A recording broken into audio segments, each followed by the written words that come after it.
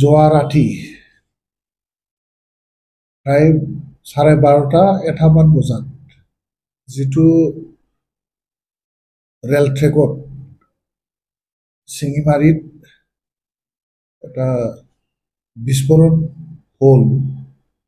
এই বিস্ফোৰণ ঘটনাটো আমি প্ৰথমেই নিন্দা কৰিছোঁ আৰু গৰিহণাযোগ্য আমাৰ দলীয়ভাৱে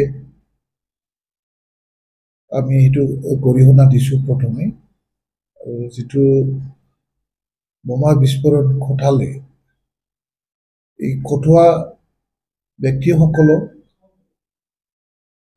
আমাৰ প্ৰশাসনৰ পৰা, পুলিচ প্ৰশাসনৰ পৰা বা অসম চৰকাৰৰ পৰা শীঘ্ৰেই তদন্ত কৰি ইয়াৰ উচিত ব্যৱস্থা ল'বৰ কাৰণে আমি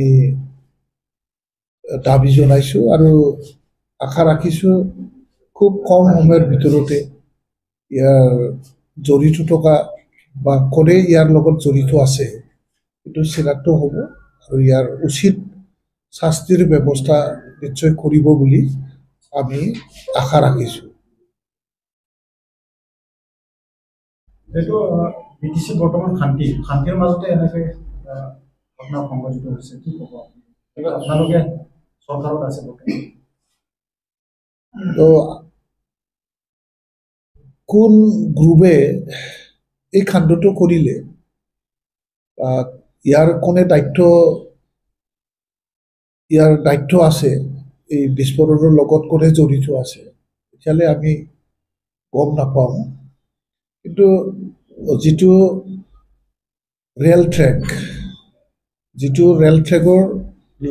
ট্ৰেকত আমাৰ বহুতো যাত্ৰী জীৱন বা যাত্ৰীসকলৰ জীৱন নিৰাপত্তাৰ কথা থাকে, তাত তেনেকুৱা বিস্ফোৰণ কথাটো উচিত হোৱা নাই। যিয়ে নহওক এই ঘটনাৰ লগত নিশ্চয় কিবা এটা উদ্দেশ্য থাকিব। এই উদ্দেশ্যখিনিক যাতে আমি উচিত ব্যৱস্থা ল'ব পাৰে তাৰ কাৰণে আমি চেষ্টা কৰিব লাগিব। চৰকাৰে ইয়াৰ উচিত ব্যৱস্থাটো লওক, সেইটো আমি বাৰে বাৰে দাবী জনাম।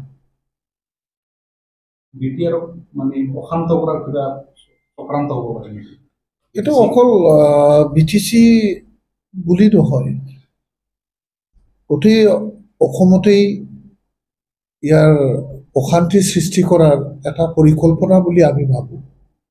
জাগাখন কোকৰাঝাৰ হ'ব পাৰে বা চালাকাটি হ'ব পাৰে, অকল ইয়াৰ ইম্পেক্টটো BTCত নপৰে, এইটো গোটেই অসমৰেই এটা মানে পৰিস্থিতি সৃষ্টি কৰাৰ কাৰণে নিশ্চয় যিসকল বিস্ফোৰণ ঘটাইছে তেওঁলোকে এই উদ্দেশ্যত কৰিছে বুলি আমি ভাবোঁ। ইয়াৰ কাৰণে উচিত ব্যৱস্থাটো খুব সময়ৰ ভিতৰত আমি আশা বা ৰাইজে আশা কৰা নিচিনা ষ্টেট গভৰ্ণমেণ্টে ইয়াৰ ব্যৱস্থা ল'ব বুলি আমি বাৰে বাৰে দাবী কৰিম।